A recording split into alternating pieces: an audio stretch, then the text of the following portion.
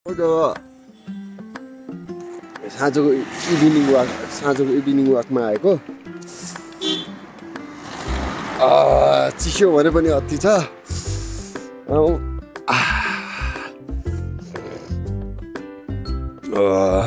अब के गफ गरौँ भने टक्क आयो। अब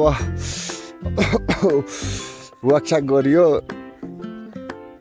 त्यस्तै छ। अब टक्क 1 क्यारेट अन्डा अनि 1 किलो दुध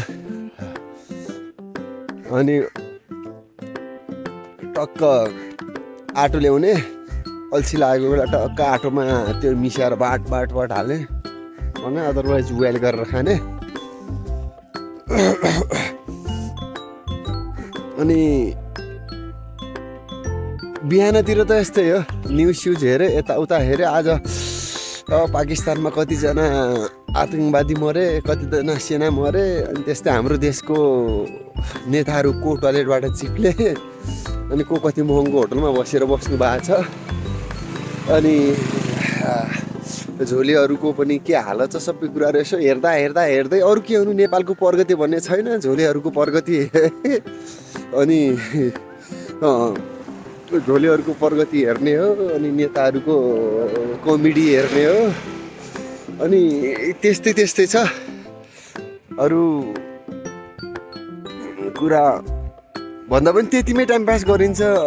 बिहान चाहिँ चिसो हुन्छ, पुरा शीतै हुन्छ। 9 बजीतिर उठिन्छ। त्यो भएर यो ठाउँमा चाहिँ गाह्रो छ गाइज होइन। अब हेर्नु पर्दा चाहिँ अस्तिवटी भएन। यस्तै छ हाम्रो टोटली पहाडी। म बस्ने चाहिँ यस्तो ठाउँमा हो कुल। अनि अब के गरौँ भन्दा अब यहाँ चाहिँ हाम्रो यसलाई हामीले चाहिँ सुनधारा भनेको छ। सुनको पानी हो। टक्क सुनको पानी खाने हो। यो सुनको पानी हो। लास्टिक छ।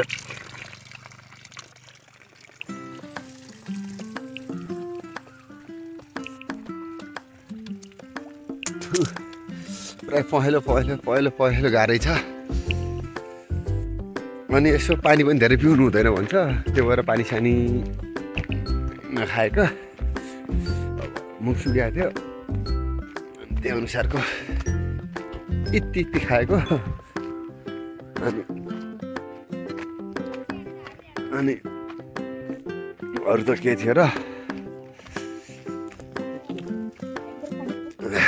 एक्ज्याक्टली भन्नुपर्दा चाहिँ साँझको बेला नै शीत परिरहेको छ। सबैहरू यस्तरी हुन्छ। आफू त पर्यो। आफू नभएपछि केही पनि हुँदैन गाइस। त्यो भएर हेल्दी चाहिँ हुनुपर्छ। केही गर्न नसकेन यसो वाक गर्दै चाहिँ कुराकानी गफहरू गर्न पाइयो, सुन्न पाइयो, यहाँको हरियालीहरू देख्न पाइयो। यो चाहिँ बन्न लागेको कटेज बन्न नसकेको। अनि यता चाहिँ यो चाहिँ पुरै हरियाली है। यो माथि छ नि, माथि एउटा केलाएर हेर्दा चाहिँ यता चाहिँ एउटा कटेज छ क्या। यता कटेजमा पनि मान्छेहरू बस्न जान्छन् त्यो जङ्गलको बिचमा। त्यो रमाइलो हुन्छ। अनि यो क्या एउटा मलाई त फेरि यस्तो कुराहरू गर्ने आउँदैन खासै होइन। अनि जुन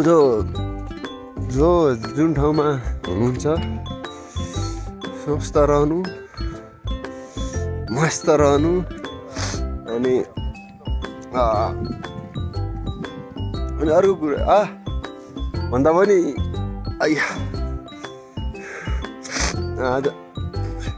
अब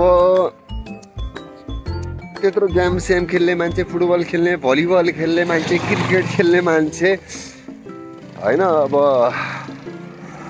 अरू गेमहरू त त्यस्तै हो। खेलिरहेको मान्छे अचानक के अब यसो हानिदिउँ नि त। अब 3-4 महिना भनेर यसो ट्राई गरेको अचानक हिजो अस्ति 2 दिन पहिले त दगुडा त बाबा के भएको सबै कुराहरूको आदत चाहिँदो रहेछ क्या हेबिचुअल चाहिँ हुनु पर्दो रहेछ कुनै पनि कामको गएको ल 15 मिनट कुद्न नसकेर आएको क्या आजभोलि त आनन्द जे कुराहरूलाई पनि चाहिँदो रहेछ डेली रुटिन चाहिँ चाहिँदो रहेछ अचानक हामीले केही कामहरू छोड्यो भने सेम ठाउँमा आउन चाहिँ गाह्रो हुँदो रहेछ यस्तो गाह्रो थियो कि अनि गाह्रो भन्दा नि अति गाह्रो भइदियो आफू दम लाग्छ कि भन्ने कुराहरू भयो एक्ज्याक्टली मलाई त्यस्तो चाहिँ केही पनि थिएन होइन अब यो ठाउँमा यो आवाज सुन्दै हुनुहुन्छ नि यो आवाज यो ठाउँ भनेको यस्तो यो तल ग्राउन्ड छ अनि यहाँ चाहिँ प्योर मयुरहरू बस्छ अनि यसो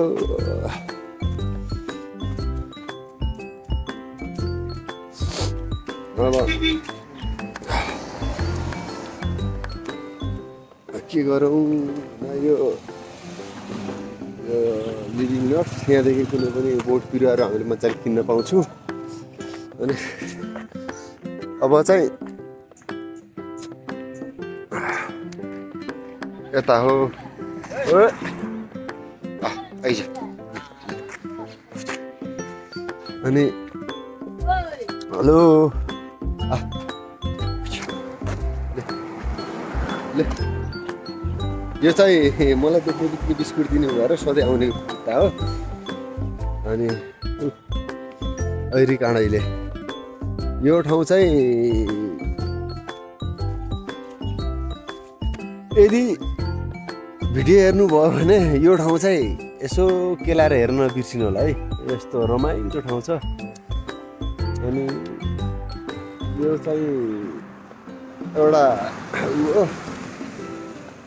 टुरिस्टहरू बस्ने ठाउँ अथवा कुनै पनि गेस्टहरू अनि यस्तो रमाइलो ठाउँ छ है तल पनि रमाइलो छ लड्का लड्की छन् एउटा गाउँ जस्तै छ यो होटेल भनेको छ अब यो के भन्छ हाम्रो उतातिर के भन्छ यसलाई चाहिँ के भन्छ हो साग खान्छ हो यसको तल मुनिको उसको यो यो यो यो यो यो चाहिँ यसलाई चाहिँ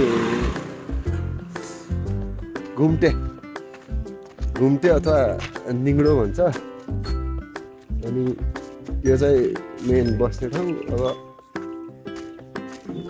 खासै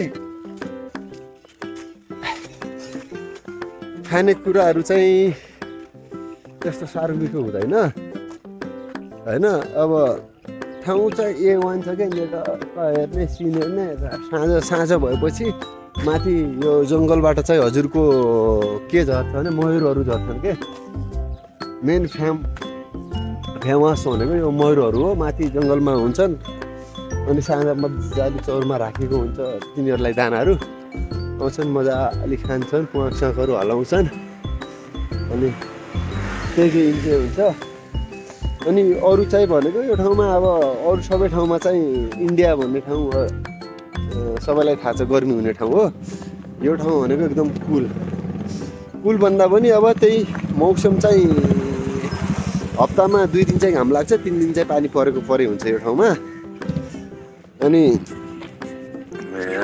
यहाँ पाइने भनेर खान पाइने भनेका चक्लेट्सहरू चक्लेट फ्याक्ट्री एक्जिबिसन भनेर लेखिएको छ अनि यहाँ चक्लेट फ्याक्ट्रीहरू हो अनि त्यति साह्रो कुरा चाहिँ त्यस्तो केही पनि छैन यो भनेको एउटा सेतो कोडाई कनाल भन्ने ठाउँ खासै भिडियो पनि हातले बनाउनु परिरहेछ अब ठिकै छ जे छ यतिमै रमाउँ सबै कुराहरू रोजेर खोजे जस्तो कहिले पनि पाउँदैन गाइज हेर्नलाई यति गर्नु पनि सायद मेहनतै लाग्छ अनि सानोतिनो हो भिडियो क्लिप्सहरू हो त्यस्तो केही पनि छैन आफू हिँड्दा वाकिङ टक हिँड्दै अब अर्को ठाउँ भनेको यो ठाउँ पनि अति सुन्दर छ है। यहाँबाट यसो हेर्दाखेरि नि यो चाहिँ यताको भ्यू पोइन्ट हो भन्दाले भ्यू पोइन्ट त होइन रोडको साइडबाटै देखाएको एक्ज्याक्ट यहाँबाट देखिने भनेको यस्तै छ। यो ठाउँ माथि माथि पनि तपाईँहरूले देख्नुभयो होला होइन आफूले क्यामेरा फोन क्यामेरा हो त्यस्तो गरेर छैन अनि त्यस्तै यो बनाउँदै गर्छु। अब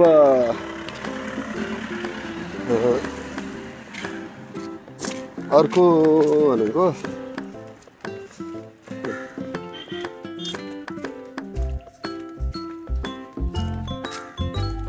यो चाहिँ फोटो खिच्नु के लेखेको छ सायद अहिले बुढा लेखेको छ। अनि यो कसैले रोपेको पनि होइन यो बाटोमा अटोमेटिकली फुल छ क्या यो फुलहरू छ नि पछाडिको आफै फुल्छ यिनीहरू फुलेर रहन्छ जङ्गल झारीतिर बाटोभन्दा माथि यस्तै जङ्गल हुन्छ। अनि यतातिर चाहिँ यस्तो चाहिँ घरहरू हुन्छ। अनि यो चाहिँ बनिरहेको घर सायद कसको के हो। अब यति नै बनाऊ गाइज। अब धेरै भिडियो लामो पनि मजा आउँदैन। अब इन्ट्रेस्टिङ हुनेले चाहिँ हेर्छ। अस्ति यो ठाउँमा दुईजना नेपाली भन्दा पनि अब भूमि चाहिँ नेपाली बस्ने चाहिँ अहिले इन्डियाले कब्जा गरेको मानौँ न सिक्किम दार्जिलिङ सिक्किमतिर उनीहरू भाइहरू काम गर्थे उनीहरूको पनि एक्ज्याक्टली चाहिँ यो घरको मालिकले चाहिँ पैसा नदिएर अनि उनीहरूले पनि छोड्नु भएको रहेछ। छोड्नु भने अब तलबै नदिएर निकालिदिएको मानौँ न। अब भोलि दिन्छु पर्सि दिन्छु भन्दै उनीहरूलाई निकालिदियो। यो नकोचडीका यस्तै हुन्। ओ माइ गड यो चाहिँ स्याडो आकाश बादल। अब चाहिँ यो कालो कालो बादल लागिसक्यो होइन। अब भिडियो राख्छु यो कालो बादल यो छ नि माथिको बादल यो बादल आउने बित्तिकै हजुरको के हुन्छ भने पानी परिहाल्छ के न। एउटा ऊ छ नि का हो त